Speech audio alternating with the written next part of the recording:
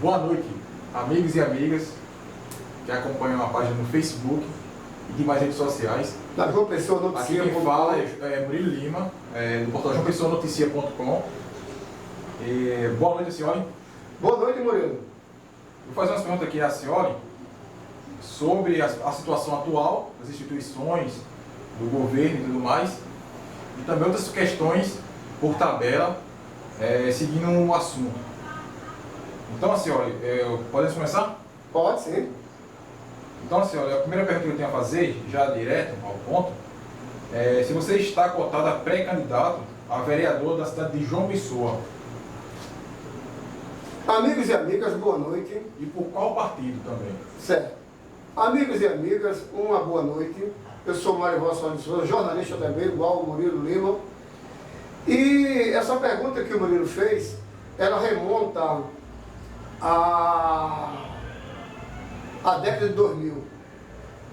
Quando nós tínhamos um movimento aqui, e grandes amigos que faziam parte, o Washington Rocha, o próprio presidente da Câmara Municipal de João Pessoa de hoje, o presidente de hoje da Câmara fazia parte, e nós, naquela época, apoiávamos uma candidatura nova, promissora, e que tínhamos a certeza de que seria caminhos diferentes para trilharmos a partir dali. E nós o fizemos. Naquela época eu paguei muito caro, e alguns amigos nossos, porque eu, histórico brisolista, eu não estou falando de partido, eu estou falando de personalidade. Eu, como grandes outros amigos, tanto a nível de Paraíba, quanto a nível de Brasil, brisolista, pelo fato de encontrar no Leonel de Moura Brizola um caminho perene que independe pelo fato de como os partidos são montados, de partidos políticos, que 95%, 99% são cartorizados. Nós decidimos, naquele período, por uma candidatura nova, promissora, que estava acontecendo, que era do Ricardo Vieira Coutinho, a prefeito da cidade de João Pessoa. Por que eu disse que paguei tão caro? Porque quando nós perdemos a direção do PDT por um voto e que decidimos rachar com o apoio que o Partido Trabalhista naquele momento, a nível da sua direção maior, faria em favor, à época, de Cícero Lucena, nós decidimos apoiar, paralelamente, a candidatura de Ricardo Coutinho, e o preço foi: nós não tínhamos palanque nem de um lado e nem do outro. De um lado porque tinham rachado, sendo todos trabalhistas. Do outro lado porque, legalmente, não poderíamos subir no palanque do outro, porque nós não éramos, da base, no campo jurídico.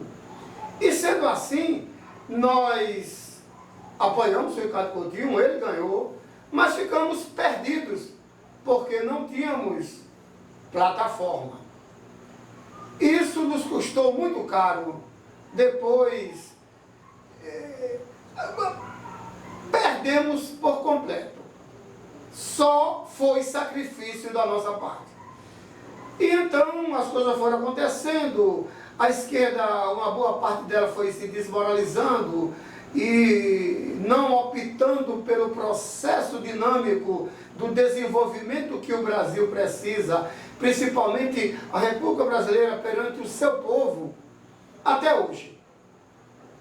E nós estamos acompanhando o que está acontecendo. Mas não deixei de ser filiado ao PSB. Eu sou filiado ao PSB, fui consultado para uma pré-candidatura e aceitei esta consulta. Porém, evidentemente, que nós temos a certeza de que, de todos os males, os menores foram aqueles dentro da administração progressista do PSB na Paraíba, tanto a nível de prefeitura, quanto a nível de governo de estado. E isto ninguém pode negar. O Ricardo Coutinho é um grande administrador. Nós temos um grande problema no Brasil, que esses grupos não estão deixando os outros grupos administrarem. E os outros grupos, quando saem do poder, não deixam os grupos que entraram no poder administrar. Então, a minha pré-candidatura tem toda essa avaliação, me desculpe, tem todo esse preceito de, desculpe novamente, revermos esta posição de como se fazer política, esta república podre que aí se encontra, e nós temos que resolver esse problema partindo de vários elos e anelos, tanto de cima para baixo como de baixo para cima, que você pode ver que Brasília tornou-se um antro. E mais do que isso, Brasília, que deveria ser como, por exemplo, o Estado alemão, em que recebe uma porcentagem do erário nacional, do Tesouro Nacional para administrar, todo o dinheiro vai para Brasília e vem em contragotas e em corrupção para estados e municípios. Agora, a minha pré-candidatura, ela está sendo conversada e até então eu estou prestes a ter uma conversa com Cassandra Figueiredo, uma excelente criatura, uma pessoa de escola, e que sabemos que o problema do Brasil agora não é certas pessoas ser acusadas disso ou daquilo outro, ou não ser, ou mesmo que seja culpado, é que os grupos não estão deixando que o Brasil seja administrado. E a República Brasileira é escrota, é um antro. E tudo isso vai ser feito com novas ideias, com novos pensamentos. E não é destruindo os partidos, mas é melhorando as qualidades das pessoas e dos comandos, para que o povo tenha mais acesso, para que os partidos deixem de ser cartorizados, para que os partidos tenham a anuência do povo, não simplesmente quando vai decidir qual candidato que irá ser candidato posterior, um ano depois, ou 6 meses depois, mas ter, como faz no próprio Estados Unidos, as eliminatórias para que as pessoas possam ter sua coparticipação direta. Claro que eu estou falando de um futuro ainda distante, mas se a minha pré-candidatura acontecer e a minha candidatura vier, ela vem nesse viés de discutir o Estado, o que o cidadão representa para esse Estado, o que esse Estado representa para o cidadão. E mais do que isso, o que é que estão fazendo com os papéis desta República? E como é que o povo pode compreender o que é partido político, o que é a sua participação, o que é as iniciativas que o povo deverá ter, que não tem, e o que é que pode se melhorar, atuando pelos papéis e pelas grandes reformas, pode ser ela administrativa, pode ser ela a reforma política, a reforma agrária, enfim, isso é uma coisa mais em cima, mas começa de baixo. A consciência tem que ser plena. A família não é um pedaço em cima, todo poderoso, e a outra toda metade embaixo, fraca. Família é um contexto geral em que nós estamos buscando entendermos e fortalecer umas terras e um povo tão forte, de uma raiz tão grande, de 3 poderes inimaginário existir e existe no Brasil: o europeu, o negro e o índio. Então, Murilo, a minha pré-candidatura está sendo conversada e pode acontecer sim. Vai depender do que eu não vou fazer mais como fiz em 2000, na década de 2000, porque nós caímos do cavalo, ficamos sem eira nem beira e fomos o sal daquela campanha. Não está em tramitação ainda, tá? Não, não é que está em tramitação. É que eu vou decidir como isso vai ser feito.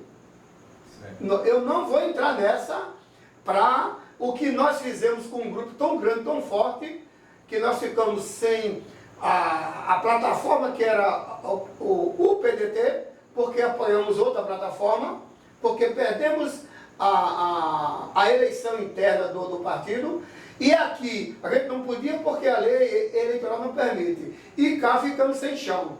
Então nós temos que ser uma coisa muito bem estudada, muito bem trabalhada, para que a gente tenha plena certeza de que temos força, mais do que a força, a consciência do que devamos fazer e se temos plataforma para isso.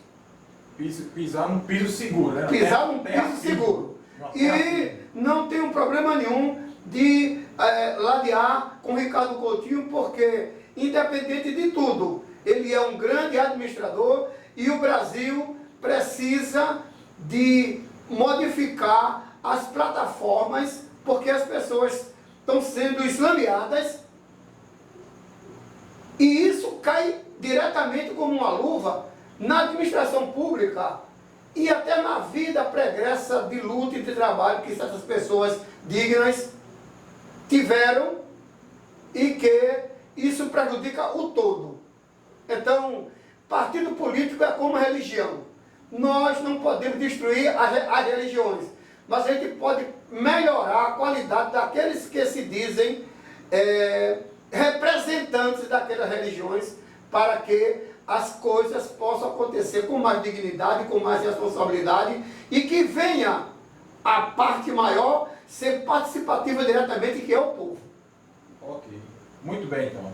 Vamos à próxima questão, Acioli, que é o que você entende sobre o momento que ora vive o povo brasileiro e as instituições. Murilo Lima, meu nobre jornalista, e com muita satisfação, meu filho, com muita honra. Olha, o Brasil, essa história de república, não é história com H, é história.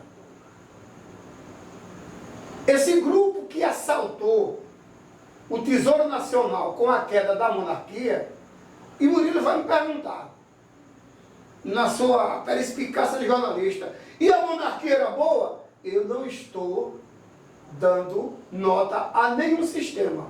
Eu estou dizendo o grupo que assaltou a monarquia parlamentarista, Dom Pedro II, assaltou automaticamente com o assalto e a derrubada da monarquia o Tesouro Nacional, que é o Baronato Paulista e que se estendeu o Brasil afora.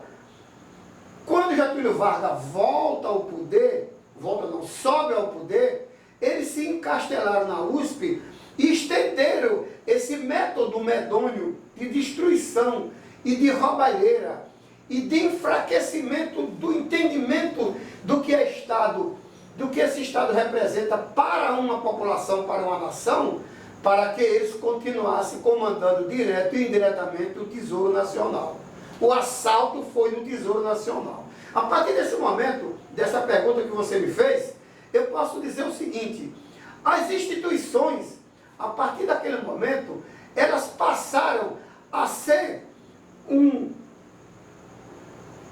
arrogo nas mãos de maldosos, de espoliadores e de destruidores do desenvolvimento, elos e anelo, povo, Estado, povo, nação, Estado, e todo o seu cabedal de prosperidade, de produção e de ação cívico-política, que poderia ser república. Mas o que acontece é que o próprio grande homem Rui Barbosa pediu perdão até a Dom Pedro II pela merda que fez, quando achou que a república poderia ser a solução do Brasil, quando eles pegaram e fizeram só a capa de república estadunidense. O conteúdo é uma farsa, é uma fachada. É um veículo que está acarretando isso, as instituições. As instituições. Aí então cai direto das instituições, que fica sem força, sem poder, sem elo e sem papéis que dialoguem Estado, município e federação. Com um detalhe, para que eles melhorassem este golpe, eles foram arrancar a figura de Tiradentes para uma área que Tiradentes nunca legitimou. Então, Tiradentes é um bode expiatório. Aí você vai perguntar, você é contra a República? Ô Nércio, não entendes o que eu estou falando?